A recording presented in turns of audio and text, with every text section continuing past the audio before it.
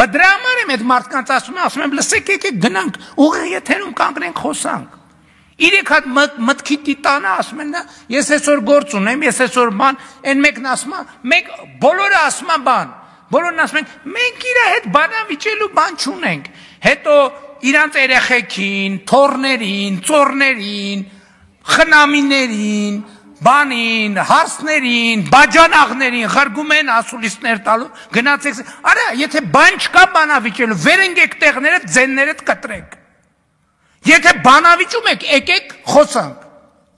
Ես ասում եմ, ես ձեզ հետ չեմ բանավիճի, ես ձեզ հետ պատերով կտամ, եւ այդտեղի ձեր քաղաքական դիակի մնացորդները դուրս կհանեն, իրեքիդ էլ վերաբերվում է, հերիքան ներվերներիս հետ խաղակ։ Ես ձեզ ոտի տակ կտամ, ոչ թե ձեզ հետ կբանավիճեմ։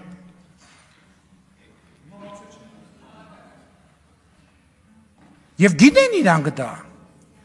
Եվ դրա համար էլ չեն գալի, էսա վաղը, էս պայծ սկսած, երեխեքը, թորները, ծորները, հարսները, բաջանաղները, աներձակները, քենիները, սկսվելու է։ Ասում եմ, կամ վեր եք ընկնում, ձեններդ կտրում եք, այդ թեմայով չեք խոսում, կամ էլ գնում ենք ուղիղ եթերում բանավիճելու։